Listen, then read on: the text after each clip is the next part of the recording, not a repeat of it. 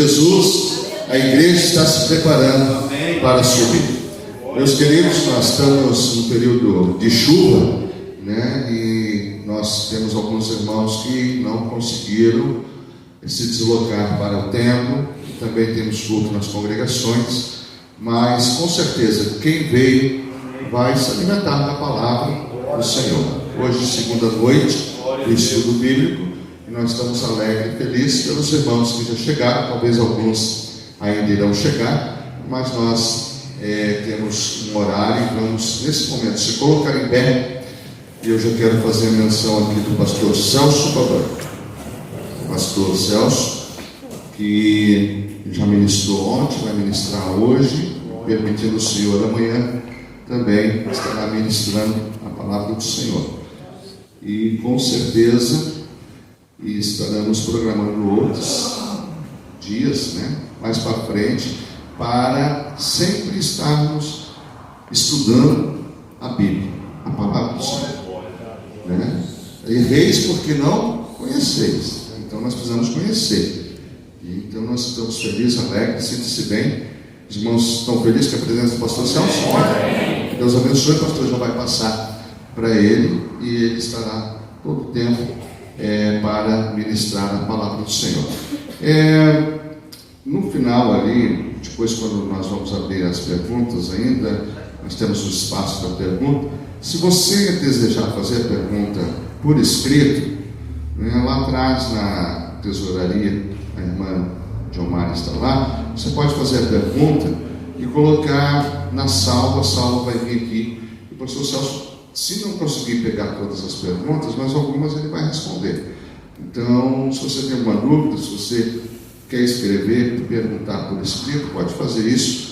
E depois o presbítero Monizac traz para nós ali a salva com os pedidos ou as perguntas que serão formuladas. Deus abençoe.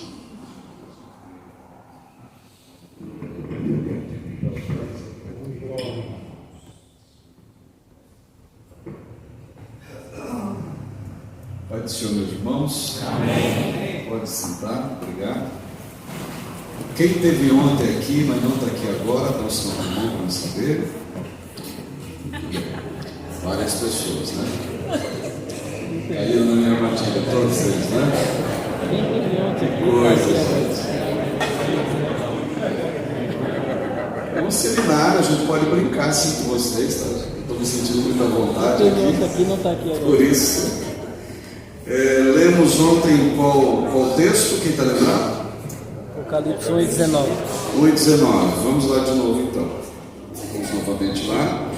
E depois a gente vai para o livro de Daniel. Alguém se arrisca a ler o texto em grego? Alguém vai se arriscar hoje? Ninguém. O texto começa dizendo, escreve, né? É o grapson, onde vem a palavra grafia, fazer uma grafia, ou seja, é para deixar registrado visivelmente, né? Essa é a ideia que João escreveu. Escreve depois as coisas que vistes, fala do passado, as que são, presente, e as que hão de acontecer depois destas, fala do futuro. O livro se trata de uma profecia, mas também é um livro histórico, coisas que já aconteceram, coisas que estão acontecendo, e como eu falei, coisas que vão acontecer ainda. Faça um esforço e vamos até o livro do profeta Daniel. A gente provavelmente vai entrar na grande tribulação hoje, estudando, tá bom? Para que vocês não fiquem apavorados. Estudando a gente vai. Daniel 12. Antigo Testamento é grego ou hebraico, senhores? Hebraico? Grego ou hebraico? Não acredito, não vou me responder. Hebraico, muito bem. É diferente do grego? É diferente? Bastante, né? Olha o verso 2. Verso 2 diz assim: Vechabem bet shenei afar adamat yetzidu eleh Halameshim velech larcherai lederon olam. É diferente? Não parece um terrorista falando? Parece, né? Deixa eu falar. É um dos textos mais apavorantes da Bíblia. Isso aqui é um texto que traz um juízo que será inexorável, um juízo inadiável que vai acontecer para duas classes de pessoas. E você sabe muito bem, para que a gente entenda Daniel, a gente tem que ligá-lo ao Apocalipse. O livro de Daniel é o livro do Antigo Testamento mais parecido com o Apocalipse que nós temos. Lembrando que tem um livro também que é muito parecido com o Apocalipse, que é um pouco explorado no campo da escatologia, que é o livro do profeta Zacarias. Zacarias é escatologia pura. E também posso citar aqui o livro do profeta Ezequiel, que também é muita escatologia. Mas Daniel, ele falou muita coisa acerca desses acontecimentos escatológicos. E a temática ressurreição, ela não era muita, digamos assim, difundida no Antigo Testamento. Quem que falou de ressurreição no Antigo Testamento? Por incrível que pareça, Jó falou de ressurreição, e o livro do profeta Daniel também falou de ressurreição.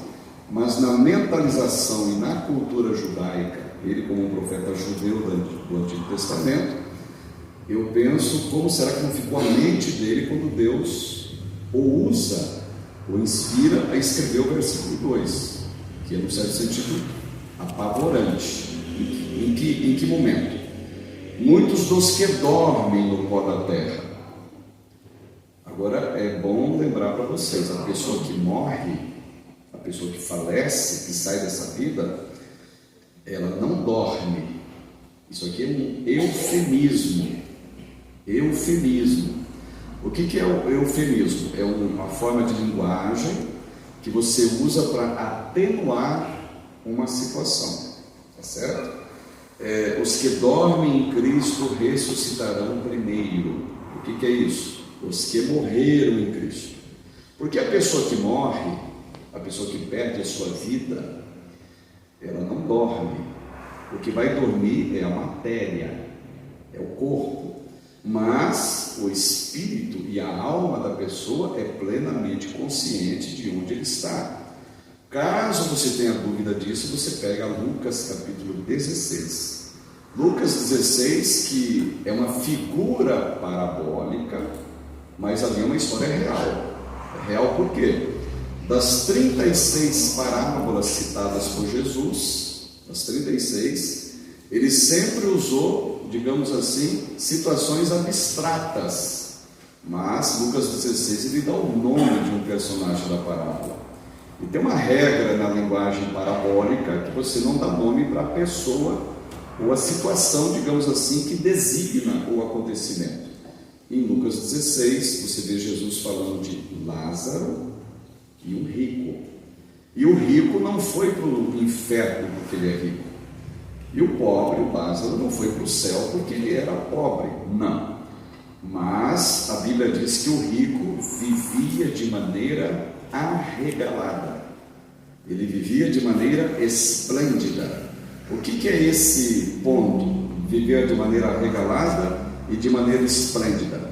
É como se ele estivesse vivendo numa postura em vida em que ele não tivesse noção de que ele um dia teria que prestar conta, de um dia que ele teria que ser chamado a juízo de todos os seus feitos aqui na terra.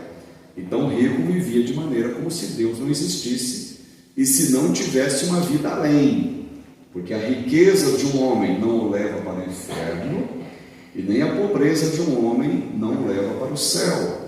O que te leva para o céu, o que te leva para o inferno, é a postura que você tem de rompimento com o pecado e com a vida de pecado.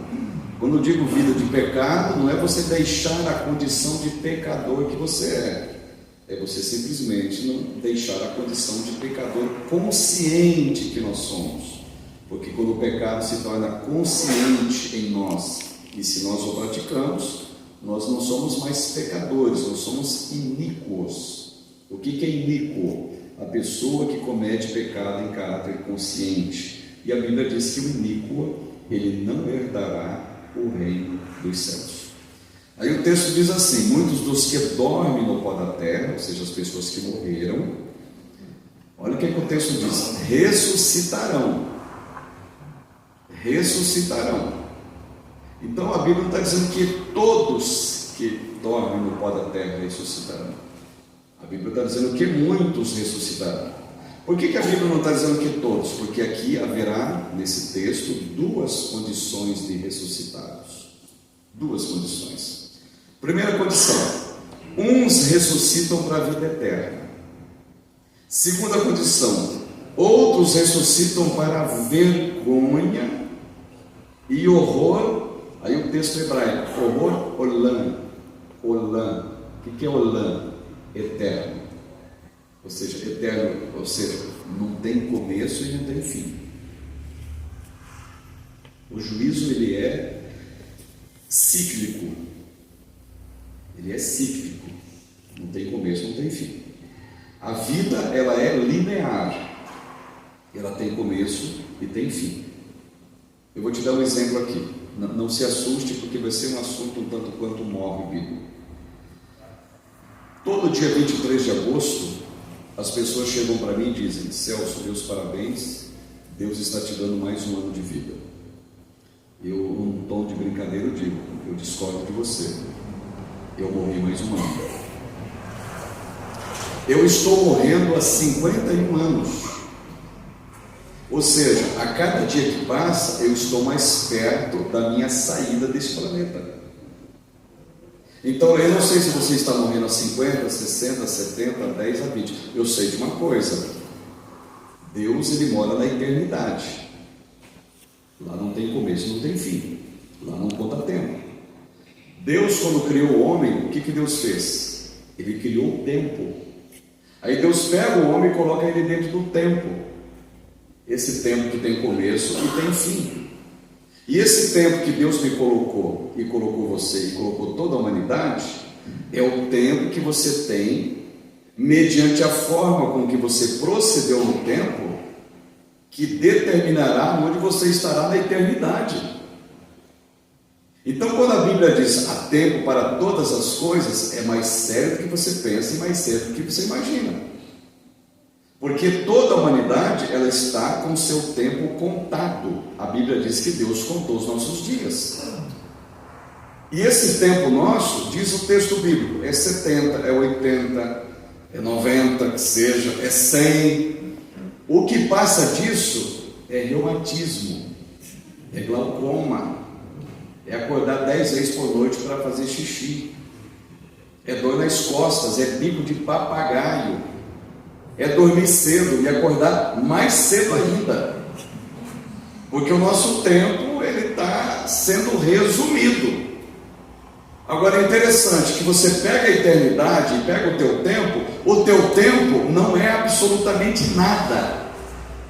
É tão pequeno o teu tempo que você tem pouco tempo para acertar suas contas com Deus, sabendo que se você sair desse tempo sem Jesus, você estará eternamente perdido sem Jesus. Agora, se você sair desse tempo com Jesus, você estará eternamente com Jesus. Sair desse tempo, o que é sair desse tempo? É morrer, é ir para o caixão, é ser enterrado. O que é isso? É dormir no pó da terra. Agora, todas as pessoas que estão dormindo no pó da terra, do primeiro ser humano que morreu, Abel, até o último ser humano que morreu, não sei quem será, todos vão para o pó da terra. Agora, todos que forem para o pó da terra, segundo o texto bíblico, todos eles ressuscitarão. Só que ressuscitarão com duas condições. Uns vão ressuscitar para a vida eterna, os que morreram em Cristo, e outros ressuscitarão para a morte e desprezo interno, que morreram sem Cristo. A diferença é o seguinte: se por acaso o arrebatamento acontecer agora, os mortos em Cristo ressuscitam primeiro, ok? 1007 anos depois, no grande trono branco, vem o segundo grupo de ressuscitados, os que vão ressuscitar para a vergonha e horror eterno. Ressuscitar aonde? No grande trono branco, onde a morte vai dar os seus mortos, onde o inferno vai dar seus mortos. O Hitler vai ressuscitar um dia, e o Yosef Mengele vai ressuscitar um dia. Eu quase que falei, mas ele está vivo ainda, está lá em Brasília, mas tudo bem. Vai ressuscitar um dia. Todos que morreram com Cristo vão ressuscitar. Todos que morreram sem Cristo vão ressuscitar. Só que tem uma diferença. A Bíblia diz assim lá no Apocalipse: bem-aventurado aquele que faz parte da primeira ressurreição. Porque esses que ressuscitam na primeira ressurreição, a segunda morte não tem poder sobre eles. O que é a segunda morte? A segunda morte é o fato de você ter morrido sem Cristo, aí você ressuscita, é julgado e vai para o lago de fogo. Isso é a segunda morte. O que é a segunda morte? Separação eterna de Deus. Então a pessoa que morrer agora sem Cristo, para onde que ela vai? Segundo Lucas 16, ela vai para um lugarzinho chamado Hades. O que é Hades? É a mesma palavra sepultura no grego. Ela vai para um lugarzinho chamado Sheol. O que é Sheol? É a palavrinha Hades, só que agora no hebraico, que também significa sepultura. E o que é o Sheol e o Hades? Olha que pesado. Antessala do inferno. Porque Hades e Sheol não é o inferno definitivo. O inferno definitivo é algo que a Bíblia chama de Geena. O que é Geena? É aquilo que Apocalipse 20, a partir do verso 11 até o 15, chama de lago de fogo. Esse é o lugar definitivo. Olha que coisa pesada. O texto diz assim: o inferno é lançado no lago de fogo. Queridos, um dia o inferno vai para o inferno. Por que o inferno vai para o inferno? Porque esse lugarzinho passageiro e transitório que o perdido vai agora, sem morrer, sem Cristo, é o Hades. Só que esse Hades, como não é definitivo, ele tem que ser lançado no local definitivo. Aonde? O lago de fogo, o Geena. Só que as pessoas que estão no Hades agora, antes de ir para o Geena, elas têm que sair de lá para ser julgada. Julgada por quê? Para receber o sancionamento definitivo do motivo que elas estão indo para o lago de fogo. Meu Deus, que silêncio, gente. Não dá para dar glória a Deus em um momento como esse. Deus me livre. Não vão se benzer, pelo amor de Deus. Tá? Mas se benzeu, né? A gente tem que brincar aqui porque o assunto é pesado. O assunto é sério. E o que é interessante e mórbido é que a pessoa que morrer sem Cristo agora, ela sabe onde ela está e reconhece todas as pessoas ao seu redor. Sabia? A pessoa que morre com Jesus agora, ela também sabe onde ela está, mas ela não reconhece quem está em seu redor. Não reconhece por quê? Imagine você chegar no céu e não ver teu pai que morreu. Você vai estar no céu sabendo que ele está no inferno. Imagine você chegar no céu e não ver teu filho que já morreu. Você vai chegar no céu e vai saber que ele está no inferno. Então, se você chega no céu salvo, você não sabe quem está perto de você. Agora, se você chega no inferno perdido, você sabe quem não está lá. Porque o rico no inferno está dizendo: manda alguém pregar para meus irmãos. Então, aquela historinha, lá verei meu pai, lá verei minha mãe, é mentira. Não é verdade. Porque imagine um casal que tem 2 filhos. Um é salvo e outro é perdido. E ele chega no céu e não vê um dos filhos. E sabe que lá no céu ele vai estar eternamente. Mas ele sabe que o filho está eternamente no inferno. Que céu vai ser isso para ele? Não vai ser céu, não. Entenderam a lógica do que eu estou falando? Ah, eu quero morrer porque eu quero ver meu pai, eu quero ver minha avó, a minha sogra, pastor, eu quero dar um abraço na velha. No céu tem coisa melhor do que pai. No céu tem coisa melhor do que mãe. No céu tem coisa melhor do que sogra, do que filho, do que marido, do que esposa. No céu tem alguém chamado Jesus, que vai superar todas as expectativas familiares que você tinha na terra. É por isso que o conceito de família tem que ser aqui, no planeta, agora, nesse momento. O céu o que é? Não se casa e não se dá em casamento. Então o conceito marital familiar no céu não existe. Ah, pastor, mas eu queria chegar no céu, que lá no céu tem minha casa de 2 cômodos, duplex, lá tem meu pai, minha mãe tem uma banheira de hidromassagem. Este céu é de testemunha de Jeová. Não é o céu que eu aguardo, não. O céu tem 2 condições: ele vai ser o seu Deus e tu serás o seu filho. No céu é uma grande irmandade de servos. E o céu não é lugar de você ficar parado com o cabelo enroladinho, com a ardinha na mão de branco, feito um anjinho com asinha voando para lá e para cá. Não, céu é lugar de serviço. Serviço. O céu é o lugar que você vai comer o maná escondido.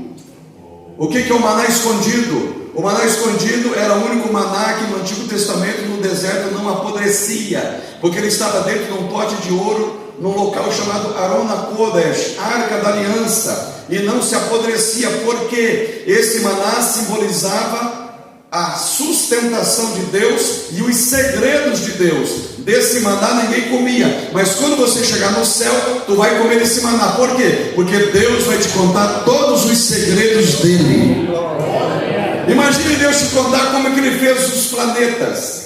Imagine Deus te contar como é que ele fez a lua, o sistema solar, as estrelas. Imagine Deus te contar todos os segredos do universo. Eu vou querer saber de sogra? Não, eu vou querer ter papo com Deus. Sogra você tem que amar agora. E por falar em sogra, a sogra da minha mulher é maravilhosa. Minha mãe.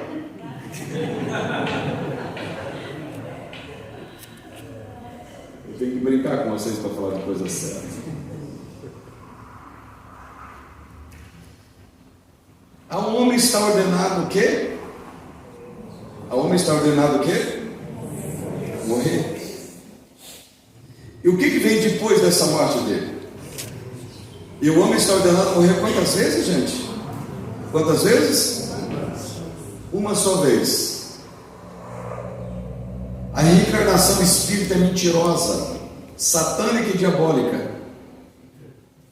Existe uma doutrina bíblica, uma doutrina antibíblica chamada teosofismo. Quem adota o teosofismo são os budistas. Eles atestam dizendo o seguinte, que o homem morre e reencarna 850 vezes, até atingir o estado perfeito que eles chamam de karma.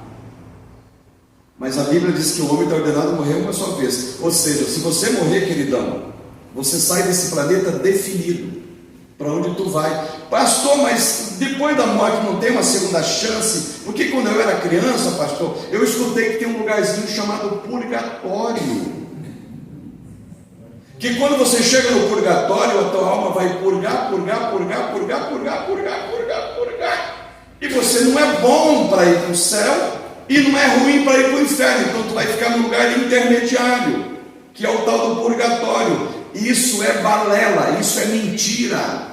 E quem mais prega isso é uma igreja que não vou citar o nome. Deixa para lá. Mas eu pesquisei a Bíblia deles e leio elas há 40 anos e não encontrei nada que fundamente o purgatório. Na minha Bíblia também não tem nada que fundamente o purgatório. Mas eu fui procurar lá no ano 1200, um papa chamado Inocêncio III, ele inventou o dogma mentiroso do purgatório. Por quê? Para cobrar indulgência. O que era indulgência? É você pagar por o teu ente querido que morreu. Eles rezavam alguma coisa lá, e quando eles rezavam e a moedinha caía no fundo do gasofilácio, que maravilha, que beleza. Profit, a alma do perdido saía do purgatório e ia para o céu. Não era o sangue que salvava, era a grana do gasofilácio. Mentira. Mentira por quê? Porque a Bíblia diz: não foi com prata e não foi com ouro que vocês foram resgatados da vossa vã maneira de viver, mas foi com o precioso sangue de Jesus, como de um cordeiro imaculado e sem mácula. Quem custou preço de sangue que está aqui salvo na pessoa bendita de Jesus? Essa é a nossa condição. Então, depois desse sangue ter alguma coisa melhor que nos salve? Não!